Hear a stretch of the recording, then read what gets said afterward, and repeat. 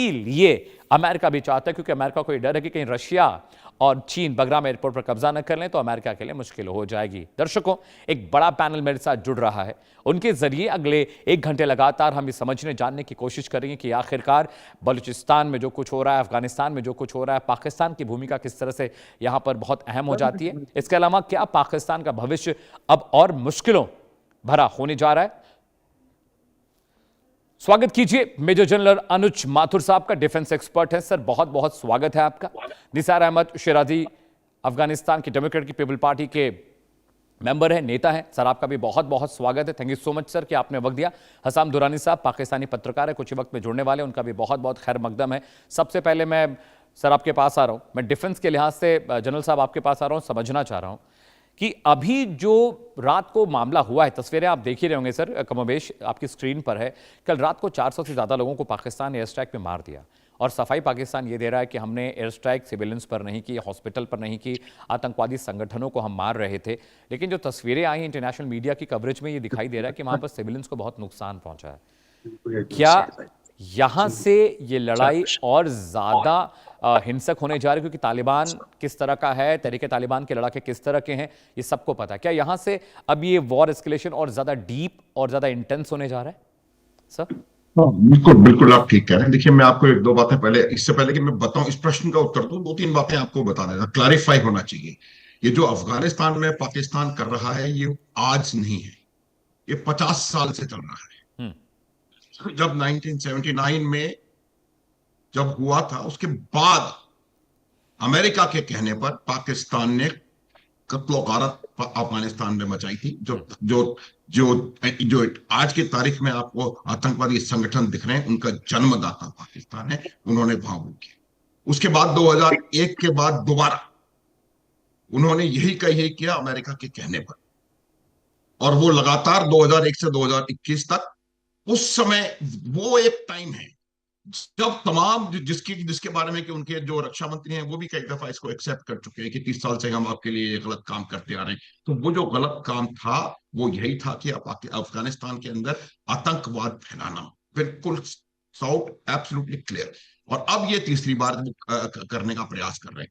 मेरा प्रश्न आपसे सीधा ये है, जब हम बात इसकी कर रहे हैं, तो आप मुझे ये बताएं कि जो टीटीपी का अगर सवाल है, टीटीपी तो 2007 से है, फिर अचानक से अभी ऐसा क्या हो गया कि आपने लगातार एक के बाद एक के बाद एक के बाद हमले करने शुरू कर दिए? उसकी बहुत खास वजह है, बहुत खास वजह है। 1-2 चीजें मैं आपको और बताऊंगा क्यों कर पाते हैं। एक अफगानिस्तान एक ऐसा देश है जिनके पास ना तो एयरफोर्स है, ना कोई क्रेडिबल एयर डिफेंस है, ना कोई इलेक्ट्रॉनिक वॉरफेयर की बहुत बड़ी काबिलियत है। बावजूद उसके आप पिछले 18 दिन से खुली जंग लड़ रहे हैं, जो कि खुद कहते हैं, ये हमने नहीं कहा, ये खुद कहते हैं, खुली जंग आप उस देश से लड़ रहे हैं। और आपको क्या मिला? सिविलियंस, मैं आपको फिगर्स दे सकता हूं। अभी तक 835, 1 सेकेंड प्लीज, 835 सिविलियंस अभी तक मारे जा चुके हैं 26 फरवरी के बाद से, राइट सर, अफगानिस्तान में। उसमें से 100 के करीब महिलाएं और 25-30 के करीब बच्चे हैं, क्रिकेट के खिलाड़ी हैं। ये तमाम चीजें हैं जो, अगर आप ये कहते हैं कि आपकी एयरफोर्स बहुत एक्यूरेटली जाके फायर कर रही है, अगर आप एक ऐसे देश के अंदर एक्यूरेटली फायर कर रहे हैं जहां पर कि एयरफोर्स भी नहीं है, एयर डिफेंस भी नहीं है, इलेक्ट्रॉनिक वॉरफेयर भी नहीं है, बावजूद उसके आपका अगर बम गलती से जाकर के गिर जाता है, इसका मतलब आप समझते हैं क्या है? तो मेरा ये मानना है कि इसकी जो खास वजह है वो कुछ और है, और वो वजह ये है कि ये अभी फिर अमेरिका के बिहेस्ट पे ये काम कर रहे हैं। ये बगराम एयरपोर्ट के बारे में आपने बताया, ये बगराम एयरपोर्ट पे भी 10 दिन पहले इन्होंने हमला किया था, उसकी वजह भी यही थी। एक चीज और मैं बगराम एयरपोर्ट जो आपने बताया बेहतरीन तरीके से, उसमें एक चीज और ऐड करना चाहता हूं, क्योंकि जो चाइना का मेन जो न्यूक्लियर टेस्टिंग एरिया साइट्स हैं वो सिंकियांग प्रोविंस में है, और वो सिंकियांग प्रोविंस की न्यूक्लियर साइट्स को बगराम एयरपोर्ट से आप इफेक्टिवली डोमिनेट कर सकते हैं। Right sir, very well put sir.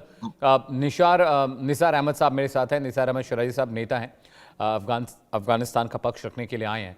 अब शिराजी साहब, अभी पाकिस्तान की तरफ से जो बातें आई हैं कि हमने सिविलियन को निशाना नहीं बनाया, अस्पताल पर हमला नहीं किया, हम आतंकवादी संगठनों को मार रहे थे, हम आतंकवादी हाइडआउट्स पर हमला कर रहे थे, तस्वीरें आई, इंटरनेशनल मीडिया दिखा रहा है, सिर्फ भारत नहीं दिखा रहा है। अगर हम दिखा रहे होते तो पाकिस्तान ये कहता कि आप हमारे खिलाफ नैरेटिव चला रहे हैं, आप हमारे अगेंस्ट नैरेटिव चला रहे हैं। लेकिन जो तस्वीरें आई, मैं पाकिस्तान से भी मेहमान मेरे साथ जुड़े हुए हैं, उनके पास मैं जाऊँगा, दुरानी साहब के पास। मैं चाहता हूँ आप वहाँ का हकीकत बयां करिए, वहाँ की हालत हजरा क्या आप बताएं हमें, वहाँ पर क्या चल रहा है अभी। शिराजी साहब नमस्कार। मैं शेराजी नहीं हूँ, शेरज़ाई। सर शेरज़ाई सर सर कीजिए। देखिए, पाकिस्तान तो 50 साल, जो हमारा दोस्त भी बोला, 50 साल पहले ही लड़ाई शुरू किया। 50 साल पहले पाकिस्तान इस्लाम के नाम और जहाद के नाम पे और मुजाहिदीन के नाम से ये लड़ाई शुरू किया, मुजाहिदीन को आगे किया, मुजाहिदीन की ट्रेनिंग दिया। अभी 50 साल बाद जब ये इसके पास मुजाहिदीन भी था, 50 साल अफगानिस्तान के साथ बहुत गद्दारी किया, पाकिस्तान अफगानिस्तान के नामी और अफगानिस्तान के वैरानी में पाकिस्तान का हाथ था। अफगानिस्तान के लिए बहुत प्रॉब्लम इकट्ठा किया पाकिस्तान। अभी 50 साल के अंदर अंदर तालिबान भी बना है। तालिबान 20 साल रिपब्लिक इनके पास था, टूरिज्म इनके पास था, सब दहशतगर्द हर दिन मुतरबा फिदाई खुद को सब पाकिस्तान से आ रहा था। उसी टाइम पाकिस्तान को दहशतगर्द टूरिज्म में कुछ बात याद नहीं था और उल्टा अब बोल रहे थे 50 साल पाकिस्तान को के मत भेजो, ये टूरिज्म मत भेजो, ये मुजाहिदीन का सपोर्ट मत करो, ये तालिबान को सपोर्ट मत करो, ये तालिबान मत भेजो, ये फिदाई मत भेजो, ये सब ट्रेनिंग मत दो, ये गलत है, ये अच्छा पॉलिसी करना थे और दुनिया इंटरनेशनल कानून के खिलाफ है। पाकिस्तान नहीं सुना।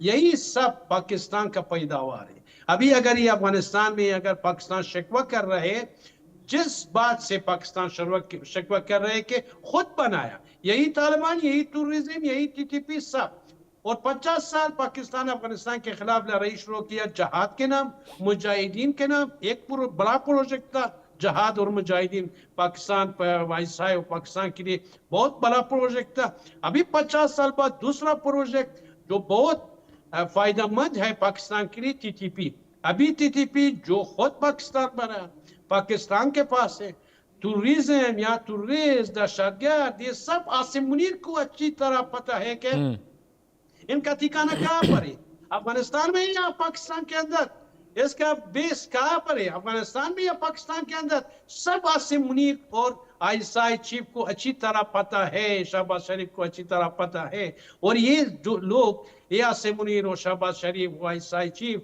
ये टीटीपी के नाम पे दूसरी जो ट्रम्प से पैसा लिया, जो अमेरिका से पैसा लिया है, यही प्रोजेक्ट टीटीपी के नाम पे ये लोग शुरू किया है। देखिए, अभी मैं सोचता हूँ जो लड़ाई इजराइल और अमेरिका ईरान के साथ शुरू किया है, एक बात है, एक मिडिल ईस्ट कंट्री के लिए एक खतरा है, एक बड़ा बात है। और दूसरी तरफ पाकिस्तान और तालिबान सेंट्रल एशिया में दूसरे खेल शुरू किया है। ये दोनों खेल एक दूसरे के साथ मिला हुआ है। ये लोग ये दोनों अमेरिका से, एक ईरान के हिसाब से, एक पाकिस्तान के हिसाब से। और 50 साल हो गया, सब दुनिया जानते हैं कि अमेरिका 2 मुस्लिम कंट्री से फायदा होता है, एक पाकिस्तान से जहादी सोच और आले सुन्नत से, सुन्नी लोग से, और पाकिस्तान ईरान जहादी सोच शिया लोग से।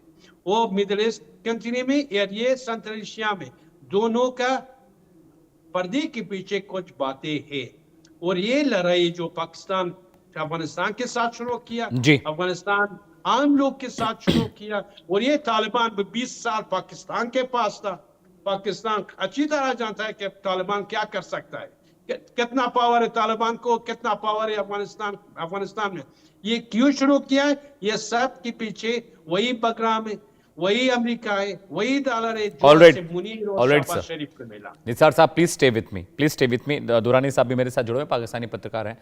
दुरानी साहब, आपने सुन लिया, अफगानिस्तान से नेता लाइव जुड़े हुए हैं मेरे साथ, निसार अहमद साहब।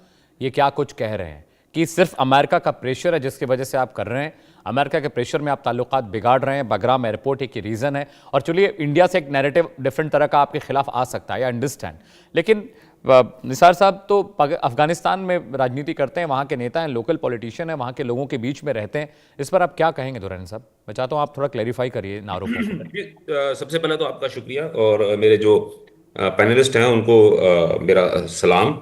अच्छा, दूसरी बात यह है कि निसार अशेज़े आप पख्तून हैं या फारसी बॉर्न है, जरा काइंडली मुझे थोड़ा सा बताइएगा, उसके बाद फिर मैं आगे बात मैं करता हूँ। अफगानिस्तान से दुरैनी हूँ। साहब आप मुझे जवाब मुझे दीजिए, ये जवाब ये दीजिए। ये नहीं, क्या फर्क पड़ता जमान है से दुरैनी नहीं साहब? प्लीज नहीं नहीं ये उसकी सवाल मत कीजिए, ये क्यों? सवाल इजाजत नहीं। मैं अफगानिस्तान से हूँ, अगर मैं पश्तून हो या फारसीवान, ये आपको कुछ लेना देना नहीं। और दुरैनी साहब मैं आपसे तो हमने अफगानिस्तान पूछा ये नहीं आप शिया पश्तून हैं और सुन्नी हैं, ताजिक, हमने भी तो नहीं पूछा आपसे। ये Pashtun I got it, फारसीवान I got ये it. खेल आपने निसार डाला, निसार ये इजाजत नहीं। मुझसे निसार मत भाई, सवाल मत करो। निसार मैं लेट मी अफगानिस्तान कंप्लीट, से हूँ। निसार लेट मी तुम्हारा क्या कंप्लीट, आई काम? जस्ट वांटेड तुम्हारा टू क्या नो। काम? तुम्हारा क्या काम? तुम्हारा निसार ये निसार सवाल आई का जस्ट वांटेड तुम्हारा टू नहीं। No. Nisar I just wanted to ये नो, सवाल तुमको इजाजत नहीं देता हो। अच्छा 50 साल ठीक है। इसी बातों हम लोगों को आपने लड़ाया, ताजिक, पश्तून, हज़ारा, उज़्बेक, ये बात से आपने पाकिस्तान लोग हमको लड़ाया। अभी फिर इसी प्रोग्राम में मुझसे सवाल करते, कोई हक नहीं तुमको। क्यों पूछे? तुम्हारा क्या कि मैं ताजिक हूं, मैं फारसीवान हूं, मैं पश्तून हूं, मैं अफगानिस्तान से हूं?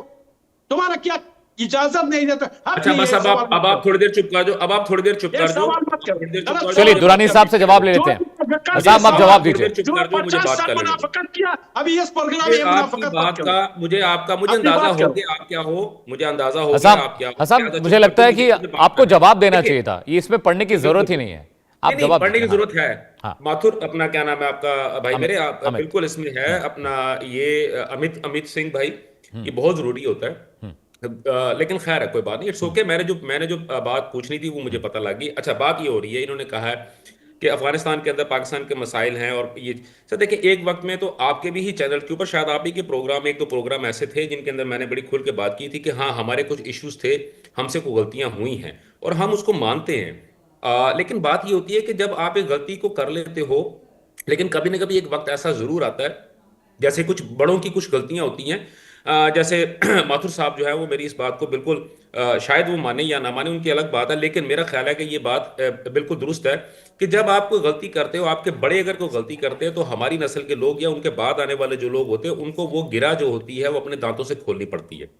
यहाँ पे कुछ गलतियां ऐसी हैं जो कि पाकिस्तान की जानब से हुई और कुछ गलतियां ऐसी हैं जो कि अफगानिस्तान की जानब से हुई। और अब इस वक्त की राइट नाउ जो रजीम है या जो नस्ल है, वो अपनी इन गलतियों को या वो जो हमारे बुजुर्गों की लगाई हुई जो गिरा थी, उनको अपने दांतों से खोल रहे हैं। अब अगर पाकिस्तान अगर अपनी गलतियों को सुधारने की कोशिश कर रहा है, तो मेरा ख्याल है उनको देना चाहिए, इसके अंदर कोई दूसरी राय नहीं है। तीसरी बात ये हो रही है, हमें ये बात यहाँ पे बताया जाता है कि जनाब बटग्राम एयरबेस का इशू, हमें ये बताया जाता है कि जनाब क्योंकि अमेरिका चाहता है कि बटग्राम एयरबेस जो है वो वापस उसको दिलाया जाए, तो पाकिस्तान ने तो बटग्राम एयरबेस को ऊपर जितनी तबाही की है वो ये शेरज़ई साहब जो है वो आपको बड़ा क्लियर बताएंगे। आप जो हैं, आपके पास भी तमाम तर मीडिया की इंफॉर्मेशन मौजूद है कि वहाँ पे बटग्राम एयरबेस के ऊपर तबाही नहीं हुई। अगर तो वो पूरे का पूरा उसी तरह उनको वापस करना होता, तो वहाँ पे जो असले के डिपो थे वो तबाह ना किए जाते, उनके बंकर्स जो है वो तबाह ना किए जाते, उनके हैंगर्स जो है वो तबाह ना किए जाते, उनके जो रूट्स हैं या स्ट्रिप्स जो है उसको तबाह ना किया जाता। लेकिन पाकिस्तान ने वो तमाम चीज़ें तबाह कर दी हैं। अच्छा, चौथी बात ये हो रही है कि हमें ये बताया जाता है कि जनाब पाकिस्तान ने जो है वो हमला किया किसके ऊपर, तालिबान के ऊपर हमला किया। और हॉस्पिटल्स के हालांकि ऊपर। हाँ। नहीं, टीटीपी को हमला कर रहे हैं ना। आपने अपनी रिपोर्ट के अंदर ये बताया कि कम से कम जो है वो 15 से 16 फौजी चौकियां जो हैं वो अफगानिस्तान ने अपने कब्जे में ले ली हैं। सर, अफगानिस्तान में अगर 15 से 16 चौकियां पाकिस्तान की उन्होंने अपने कब्जे में ले ली, तो अभी तक आगे क्यों नहीं बढ़ सके? पहली बात तो ये है। दूसरी बात ये हो रही है कि अभी उसके बाद आपने हमें ये तस्वीर दिखाई, अभी भी मेरे जो है ना वो लेफ्ट पैन के ऊपर जो है ना ये तस्वीर आपकी वीडियो चल रही है। तस्वीर के अंदर जो हॉस्पिटल दिखाया जा रहा है वो 5 से 6 मंजिला हॉस्पिटल है, ठीक है। और लेकिन यहाँ पे जो तस्वीर मुझे दिखाई जा रही है मुसलसल वीडियो, ये तो 1 मंजिला बिल्डिंग है, यानी कि एक ग्राउंड फ्लोर है, उसके बाद फर्स्ट फ्लोर है। तो ये किस तरह हॉस्पिटल हो सकता है? 2000 बेड का हॉस्पिटल जो हो, और वो सिर्फ अभी भी आप सामने देख ले कितनी बिल्डिंग्स है, कितनी उसके फ्लोर है, एक ही तो फ्लोर है, एक ग्राउंड फ्लोर है, उसके बाद फर्स्ट फ्लोर है। तो ये किस तरह ऐसा हॉस्पिटल था जो